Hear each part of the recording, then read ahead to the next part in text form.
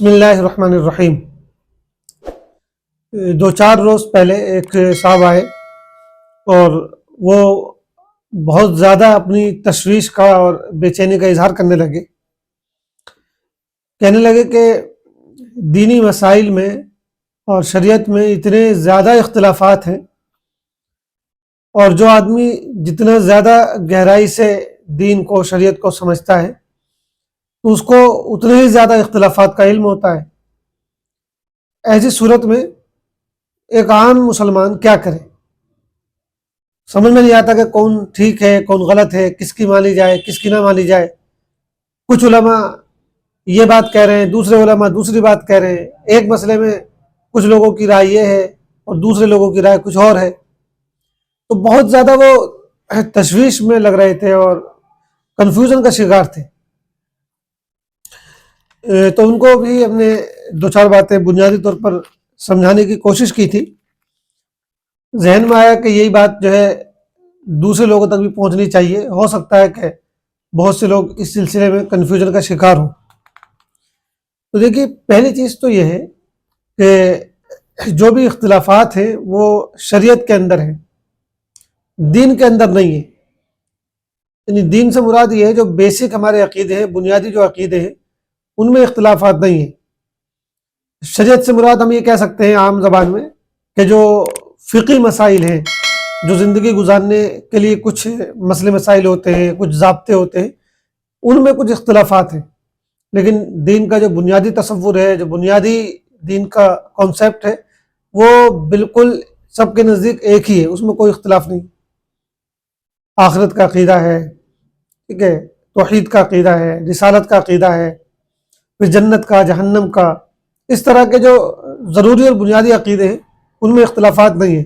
اور جو ان میں بھی اختلافات ہیں تو وہ بنیادی نوعیت کے نہیں ہیں، ان کو ہم بولتے ہیں جزوی چیزوں میں اختلاف ہے، فروعی چیزوں میں اختلاف ہے، یا آپ یوں کہہ لیجئے کہ مطلب ایسے اختلافات ہیں جن سے دین کے بنیادی تصور پر کوئی فرق نہیں پڑتا ہے۔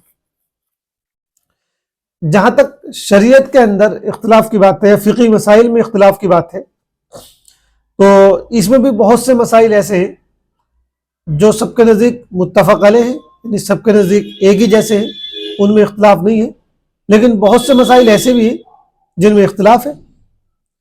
مثال کے طور پہ جن میں اختلاف نہیں ہے وہ یہ ہے کہ نمازیں 5 ہوتی ہیں، سب لوگوں کا اس پر اتفاق ہے، نماز کی رکعتوں پر سب کا اتفاق ہے۔ اسی طریقے سے زکوٰۃ 1 سال میں فرض ہوتی ہے، اس پر سب کا اتفاق ہے۔ اسی طریقے سے زکوٰۃ 2.5% ہوتی ہے، اس پر بھی سب کا اتفاق ہے۔ حج زندگی میں ایک ہی مرتبہ فرض ہوتا ہے، اس پر بھی اتفاق ہے۔ اور اس طرح کے بے شمار مسائل ہیں جو پوری امت کے درمیان متفق علیہ ہیں، لیکن بہت سے مسائل ایسے ہیں جن میں اختلاف ہے۔ اب یہ جو سوال ہے کہ بھئی ان اختلافات میں ایک عام آدمی کیا کرے، تو پہلی بات تو یہ سمجھنے کی ہے کہ یہ جو اختلافات ہیں یہ کوئی برائی کی چیز نہیں ہے۔ یعنی فقہی مسائل میں اور شریعت کے سلسلے میں غور و فکر کرتے ہوئے رائے کا الگ ہو جانا، اختلاف کا پیدا ہو جانا، یہ کوئی برائی کی چیز نہیں ہے، اور ان کی بنیاد پر انسان کی ہدایت اور گمراہی یا اس کے حق اور باطل پر ہونے کا فیصلہ بھی نہیں کیا جائے گا۔ اس میں اللہ تعالیٰ نے انسانوں کو یا مسلمانوں کو اجازت دی ہوئی ہے کہ وہ غور و فکر کریں، غور و خوض کریں، اور اس کے اعتبار سے جو ہے وہ اپنے مسائل مستنبط کریں۔ چنانچہ پھر اختلاف بھی ہوتا ہے، اور یہ اختلاف حضرات صحابہ کرام رضی اللہ عنہ اجمعین کے درمیان بھی ہوتا تھا، بلکہ صحابہ کرام کے درمیان تو بعض ایسے بنیادی مسئلوں میں اختلاف ہوا ہے کہ اگر شاید بعد کی امت میں اختلاف ہوتا تو خون خرابی کی نوبت آ جاتی، لیکن صحابہ میں اختلاف ہوا اور بہت ہی ٹھنڈے انداز سے انہوں نے اس کو حل کر لیا۔ حل کرنے کا مطلب یہ ہے کہ جس کی جو رائے تھی وہ اس رائے پر عمل کرتا رہا۔ کچھ مسائل میں اختلاف ہوا اور اختلاف پیدا ہونے کے بعد اتفاق بھی ہو گیا، لیکن بہت سے مسائل ایسے تھے جن میں کبھی بھی ان میں اتفاق نہیں ہو پایا۔ اسی اختلاف کے ساتھ انہوں نے زندگی گزاری، اور جس نے جس رائے کو زیادہ بہتر سمجھا وہ اس رائے پر عمل کرتا رہا۔ جن مسائل میں اختلاف ہوا پھر اتفاق ہو گیا، ان میں مثال کے طور پہ بالکل حضور پاک علیہ الصلوۃ والسلام کی تدفین کا مسئلہ تھا کہ کہاں آپ کو دفن کیا جائے، اس میں اختلاف تھا، لیکن بعد میں حضرت صدیق اکبر رضی اللہ تعالیٰ نے بتایا تو سب لوگوں نے اس پر اتفاق کر لیا۔ اسی طرح حضور پاک علیہ الصلوۃ والسلام کی وفات کے بعد جو حضرت صدیق کے پاس خلافت کی ذمہ داری آئی اور پھر بہت سے قبیلے مرتد ہو گئے اور بہت سے قبیلوں نے زکوٰۃ دینے سے انکار کر دیا. تو جن لوگوں نے زکوٰۃ دینے سے انکار کر دیا، جو مسلمان تھے لیکن وہ زکوٰۃ دینے سے انکار کر رہے تھے، ان سے جنگ کرنے کے سلسلے میں اختلاف ہوا. حضرت صدیق اکبر کی رائے یہ تھی کہ ان سے جنگ کی جائے گی، اور بعض صحابہ کی، حضرت عمر وغیرہ کی رائے یہ تھی کہ نہیں، ان سے جنگ نہیں کرنی چاہیے. لیکن بعد میں حضرت صدیق اکبر رضی اللہ تعالیٰ نے جب اپنے دلائل رکھے اور لوگوں کو سمجھایا تو لوگوں نے اس پر اتفاق کر لیا. اس طرح کے اور بھی مسائل تھے جن میں اختلاف پیدا ہوا، لیکن بعد میں انہوں نے اتفاق کر لیا. لیکن بہت سے مسائل ایسے پیدا ہوئے جن میں اختلاف تھا اور اختلاف رہا، اور صحابہ کرام اپنی اپنی رائے پر عمل کرتے رہے، اور جو لوگ جو عالم صحابہ تھے ان کی بات پر عمل کرتے تھے، ان سے مسئلے پوچھتے تھے، تو ایسے صحابہ کرام بھی انہی صحابہ کی رائے پر عمل کرتے رہے جن پر ان کو اعتماد تھا یا جن کو وہ زیادہ بہتر سمجھتے تھے، جن کی رائے ان کی نظر میں زیادہ کتاب و سنت کے مطابق ہوتی تھی، یا جو ان کے علاقے میں صحابہ کرام آئے ہوئے تھے. تو بہت سے لوگ ایسے بھی تھے جو ان والے صحابہ کی رائے پر عمل کرتے تھے، بہت سے لوگ وہ تھے جو ان والے صحابہ کی رائے پر عمل کرتے تھے. تو یہ سب ہوتا رہا. ایسے بہت سے مسائل ہیں، اور کچھ مسائل تو ایسے جو حضور پاک علیہ الصلوۃ والسلام کے سامنے کے ہیں، آپ کی زندگی میں پیش آئیں. اور ایک مسئلہ تو ایسا ہے جو سب سے زیادہ بنیادی نوعیت کا مسئلہ ہے، یعنی اسلام میں جو سب سے اہم مسئلہ ہے، سب سے اہم چیز ہے، اس کے بارے میں ان کا اختلاف ہوا ہے.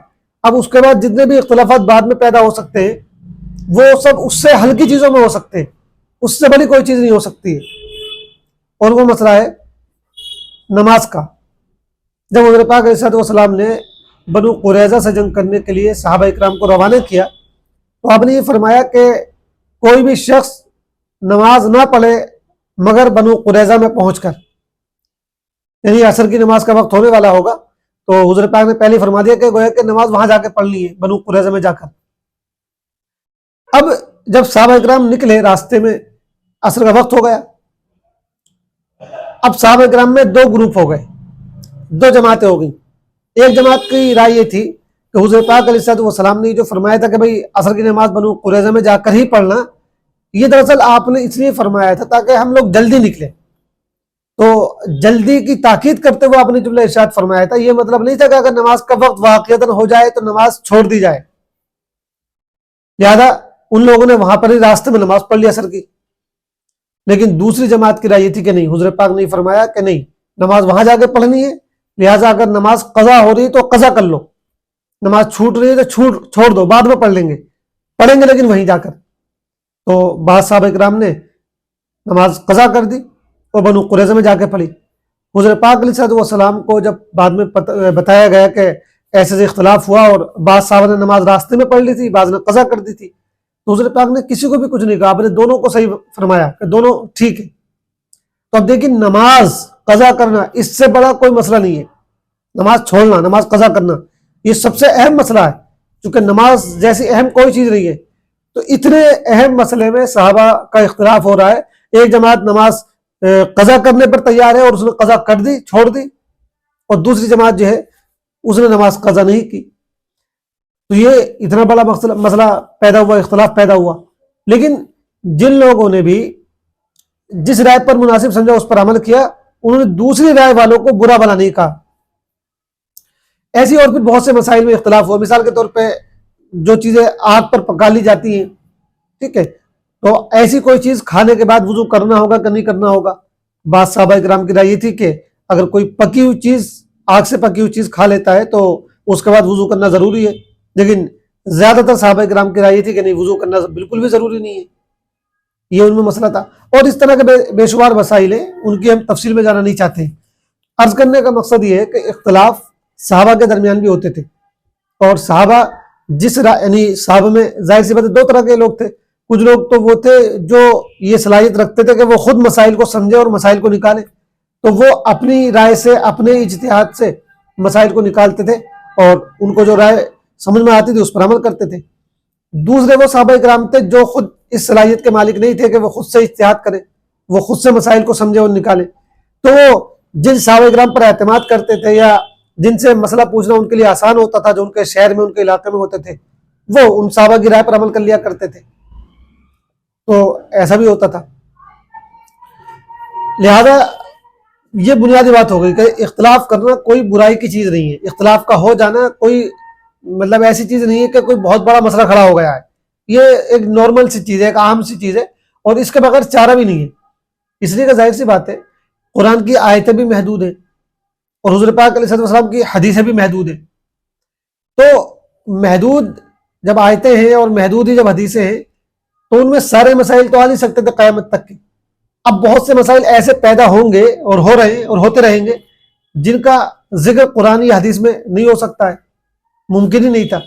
اگر سارے مسائل کا قیامت تک پیش آنے والے ہر مسئلے کا ذکر قرآن و حدیث میں کیا جاتا تو پھر تو قرآن اور حدیث کے جو مجموعے ہوتے, جو کتابیں ہوتی, وہ لاکھوں کی تعداد میں ہوتی.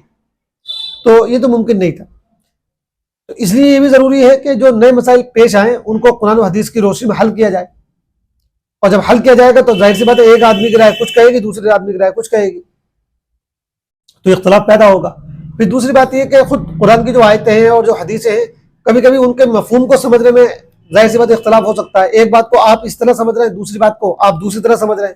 اور اس کی مثال آپ جو ابھی ہم نے عرض کی صحابہ کرام کی کہ حضور پاک کی بات تو ایک ہی تھی, لیکن بعض صحابہ نے عصر کی نماز راستے میں پڑھ لی, انہوں نے یہی سمجھا کہ اس کا مطلب یہ ہے, اور دوسرے صحابہ نے نماز قضا کر دی, انہوں نے وہی مطلب سمجھا جو حدیث کے ظاہری الفاظ سے معلوم ہو رہا تھا. تو اس طرح قرآن کی آیتوں سے اور حدیثوں سے بظاہر جو مفہوم نکل رہا ہوتا ہے اس میں بھی اختلاف ہو جاتا ہے. بعض لوگ ظاہری مفہوم کو اختیار کر لیتے ہیں اور بعض لوگ اس میں اور گہرائی سے سوچتے ہیں تو وہ کسی اور مفہوم تک پہنچ جاتے ہیں. ان وجوہات کی بنیاد پر اختلاف تو ہوتے ہیں. ایک بات تو یہ ہو گئی. دوسری بات یہ کہ جب اختلافات ہوتے ہیں تو اس میں ظاہر سی بات ہے ایک ہی رائے درست ہو سکتی ہے. عام طور پر بہت سے مسائل ایسے بھی ہو سکتے ہیں جن میں دونوں رائے کے ٹھیک ہونے کا امکان ہے, یعنی بہتر ہے یا کم بہتر ہے, تو یہ بھی اختلاف ہو سکتا ہے. ایک رائے زیادہ بہتر ہے, دوسری رائے کم بہتر ہے, لیکن دونوں ٹھیک ہے. لیکن بہت سی رائے ایسی بھی ہوتی ہیں, ظاہر سی بات ہے بہت سے مسائل ایسے ہی ہوں گے جن میں ایک ہی رائے ٹھیک ہو سکتی ہے, دوسری رائے ٹھیک نہیں ہو سکتی ہے. جیسے کچھ مسائل ایسے ہیں جن میں بعض علماء کہہ رہے ہیں کہ چیز جائز ہے اور بعض علماء کہہ رہے ہیں کہ یہ چیز جائز نہیں ہے. اللہ کی نظر میں تو بھائی ایک ہی حکم ہوگا نا, یا تو وہ چیز جائز ہوگی یا وہ چیز ناجائز ہوگی. لیکن اب علماء کی دو رائے ہیں, الگ الگ دونوں باتیں بتا رہے ہیں. تو اس میں بھی دوسری جو بنیادی بات ہمیں عرض کرنی ہے وہ یہ سمجھنے کی ہے کہ اللہ کی نظر میں جو چیز یعنی کسی مسئلے کا کیا حکم ہے, وہ چیز جائز ہے کہ نہیں جائز ہے, یہ ڈائریکٹ جاننے کا ہمارے پاس کوئی ذریعہ تو ہے نہیں. وہی کا سلسلہ ختم ہو چکا ہے. اب ہم اس بات کو کیسے جانیں گے؟ جو اہل علم ہے, جو علماء ہیں جن میں اجتہاد کی صلاحیت ہے, وہ اپنا محنت کریں گے, اجتہاد کریں گے اور وہ یہ سمجھیں گے کہ اس سلسلے میں اللہ کی رائے کیا ہو سکتی ہے. تو ہو سکتا ہے کہ بعض علماء کہے کہ بھئی اللہ کی رائے یہ ہو سکتی ہے کہ جائز ہے, اور بعض علماء یہ کہے کہ اللہ کی رائے یہ ہو سکتی ہے کہ ناجائز ہے, چونکہ اللہ تعالیٰ سے ڈائریکٹ معلوم کرنے کا تو کوئی ذریعہ ہے نہیں. اب اگر دو رائے ہو جاتی ہے کسی مسئلے میں تو ان میں اگرچہ اللہ کی رائے میں وہ چیز ہے تو جائز ہی ہوگی یا ناجائز ہی ہوگی, ایک ہی بات ہوگی, لیکن پھر بھی جو دو رائے ہو رہی ہے ان دونوں رائے والوں کو اپنی اپنی رائے پر عمل کرنے کا حق ہے اور اس کی اجازت ہے. بلکہ اگر جس کی رائے اللہ کی رائے سے مطابق ہو جاتی ہے, میل کھا جاتی ہے, اور یہ ہمیں اس دنیا میں تو معلوم نہیں ہو سکتا ہے, شاید قیامت میں معلوم ہوگا, اس کو ڈبل ثواب ملے گا. اور جس کی رائے میں غلطی ہو جاتی ہے, یعنی اللہ کی رائے کچھ اور ہوگی حقیقت میں, لیکن فلاں عالم صاحب نے جو اجتہاد کیا اس میں ان کی رائے کچھ اور بیٹھی, اگرچہ دنیا میں یہ پتہ نہیں چلے گا, قیامت میں پتہ چلے گا. تو مان لیجیے اگر ان سے غلطی ہو گئی ہے اور ان کا اجتہاد غلط ہوا ہے, اللہ کی رائے کے خلاف ہوا گویا کہ, تو اس پر بھی ان کو گناہ نہیں ملے گا, اس پر بھی ان کو ثواب ملے گا. اور ان کے لیے ضروری ہوگا کہ اپنی اسی رائے پر عمل کریں, اور جو ان عالم صاحب کو فالو کرنے والے ہیں, ان پر اعتماد کرتے ہیں, وہ بھی اس پر عمل کریں گے, ان کو بھی کوئی گناہ نہیں ہوگا بلکہ ان کو بھی ثواب ملے گا. اور یہ حضور پاک علیہ السلام کی حدیث میں آیا ہے, آپ نے فرمایا کہ جب مجتہد اجتہاد کرے تو اگر اس کا اجتہاد درست بیٹھے تو اس کو دو ثواب ملیں گے, ایک تو اجتہاد کرنے کا اور دوسرا صحیح نتیجے تک پہنچنے کا. اور آپ نے فرمایا کہ اگر اس سے غلطی ہو جائے گی تو بھی اس کو ایک ثواب ملے گا اجتہاد کرنے کا, اس کو گناہ نہیں ملے گا غلطی کرنے کا, کیونکہ ظاہر سی بات ہے وہ اپنی پوری کوشش کر رہا ہے تو کوشش پر اللہ تعالیٰ ثواب دے گا. اب واقعتاً وہ اللہ کی منشا تک پہنچ پا رہا کہ نہیں پہنچ پا رہا, اس کو معلوم کرنے کا اس کے پاس کوئی ذریعہ نہیں ہے. اس نے تو کوشش کی کہ اللہ کی منشا تک پہنچ جائے, اس لیے اس کو بھی ثواب ملے گا. تو اس لیے جو مسائل, تیسری بات, اب جو مسائل امت میں مختلف ہو گئے جن مسائل میں امت کے علماء کی رائے الگ الگ ہو گئی ہے، تو ان مسائل میں ہم جن علماء کو فالو کرتے ہیں، جن علماء پر اعتماد کرتے ہیں، ہم ان کی رائے کو مانیں. اگر ان کی رائے ٹھیک ہے تو بھی ثواب ملے گا، بلکہ ڈبل ثواب ملے گا. اور اگر مان لیجیے ان کی رائے غلط ہو گئی، اللہ کی منشا کے خلاف ہو گئی، تب بھی ثواب بھی ملے گا، گناہ نہیں ہوگا. اس لیے جو بہت سے مسائل پیدا ہو رہے ہیں جن میں علماء کی رائے الگ الگ ہو جاتی ہے، تو ان میں ایک عام آدمی کو یہی چاہیے کہ اگر وہ کسی مسلک کو فالو کر رہا ہے، جو مسلک ہیں امام ابو حنیفہ کے ماننے والے، امام شافعی کے ماننے والے، ٹھیک ہے، یعنی مسلک حنفی، مسلک شافعی، مسلک حنبلی، مسلک مالکی، یہ جو 4 مسلک ہیں، یا مسلک اہل حدیث، تو جو حضرات اپنے اہل حدیث علماء کو مانتے ہیں، یہ بھی ایک باقاعدہ مسلک ہی ہو چکا تقریباً. تو جو جس مسلک کو فالو کر رہا وہ اس مسلک کے علماء کی رائے پر عمل کرے، انشاءاللہ اس کو ثواب ملے گا، اس کو بالکل بھی گناہ نہیں ہوگا. لیکن کبھی کبھی کیا ہوتا ہے کہ ایک ہی مسلک کے علماء کے درمیان بھی اختلاف ہو جاتا ہے. مثال کے طور پہ ہم سب ہندوستان میں اکثر لوگ جو ہے وہ مسلک حنفی کو فالو کرتے ہیں، لیکن مسلک حنفی کے جو علماء ہیں ان میں اختلاف ہو جاتا ہے. تو ایسی صورت میں ہم جن علماء پر زیادہ اعتماد کرتے ہیں، یا جن پر ہمیں زیادہ بھروسہ ہے، ٹھیک ہے، یا جن سے ہم مسئلے پوچھتے رہتے ہیں ہمیشہ، تو ہمیں چاہیے کہ ہم انہی کی رائے پر عمل کریں. اس میں کوئی گناہ کی بات نہیں ہے. ہمیں جن علماء پر اعتماد ہے، جن سے ہمارے روابط ہیں، جو ہمارے شہر کے ہیں، جن سے ہمارے لیے مسئلہ پوچھنا آسان ہے، ٹھیک ہے، ان کی رائے ہم پر عمل کریں تو انشاءاللہ کوئی اس میں گناہ نہیں ہوگا اور ہمیں اس پر ثواب بھی ملے گا. البتہ یہ یاد رکھنے کی بات ہے کہ جس سے ہم مسئلہ پوچھ رہے ہیں وہ واقعتاً عالم ہے کہ نہیں ہے. یعنی عالم سے مراد بھی صرف ڈگری یافتہ نہیں، بلکہ واقعتاً وہ اس لائق ہے کہ نہیں لائق ہے کہ وہ مسائل شریعت میں اپنی رائے دے سکتا ہے، وہ اس منصب پر فائز ہے کہ نہیں فائز ہے کہ وہ اجتہاد کرے.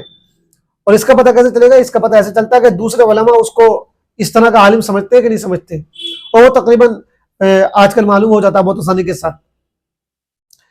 تو یہ آسان راستہ ہے عام لوگوں کے لیے کہ بھئی وہ جس مسلک کو فالو کر رہے ہیں اس مسلک پر عمل کرتے رہیں، اور اگر اس مسلک کے علماء میں اختلاف ہو رہا ہے تو جن علماء پر ان کو بھروسہ ہے، اعتماد ہے، یا جن سے وہ مسائل پوچھتے ہیں، ان سے وہ مسئلہ پوچھ کے اس پر عمل کرتے رہیں. یہ ان کے لیے جو ہے آسان راستہ ہے.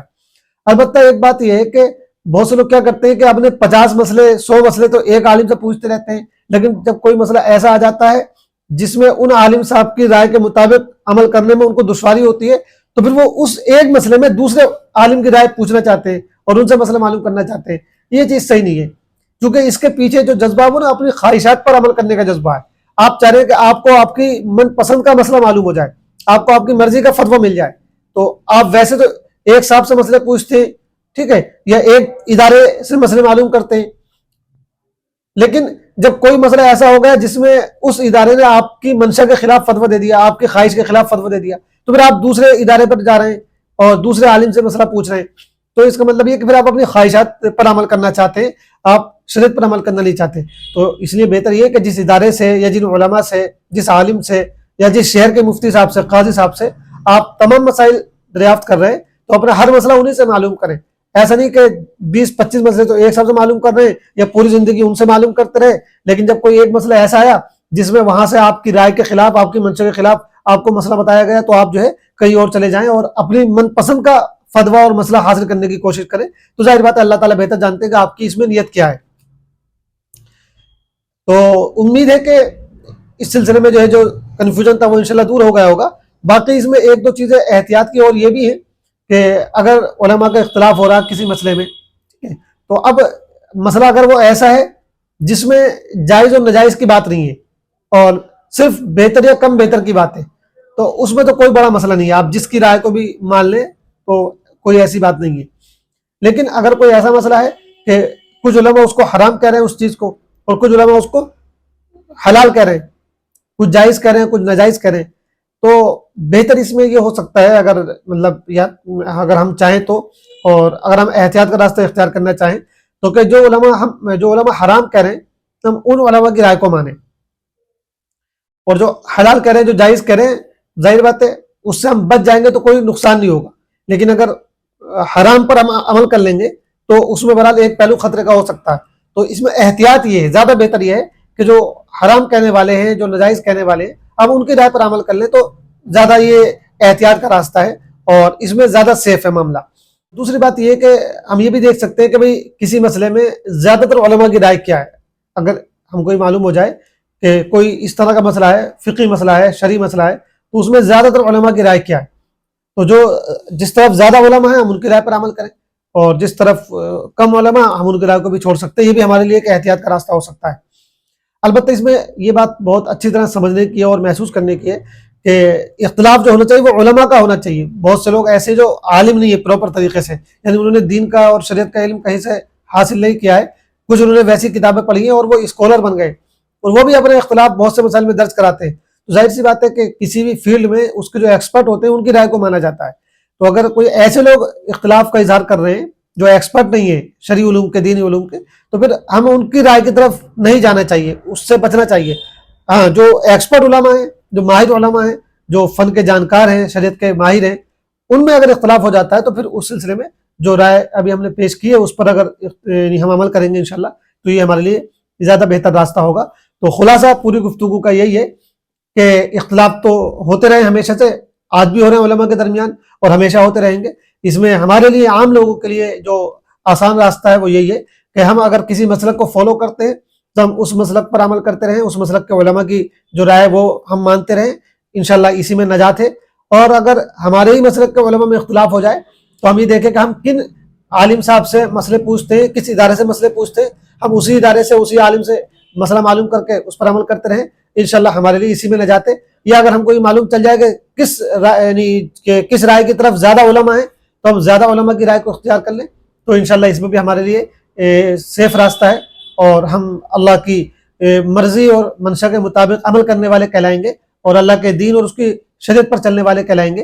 اور اگر مان لیجئے جس عالم نے ہم کو مسئلہ بتایا ہے، جس کرائے پر ہم نے عمل کیا ہے، اللہ کی نظر میں اس سے غلطی بھی ہوئی ہے، تب بھی اس کو بھی گناہ نہیں ہوگا اور ہم کو بھی گناہ نہیں ہوگا، کیونکہ یہ فروعی مسائل ہیں، یہ جزوی مسائل ہیں، ان میں غلطی کرنے پر بھی اللہ تعالیٰ کے یہاں اجر و ثواب ملتا ہے، لیکن اسی شخص کو جو اس کا اہل بھی ہو.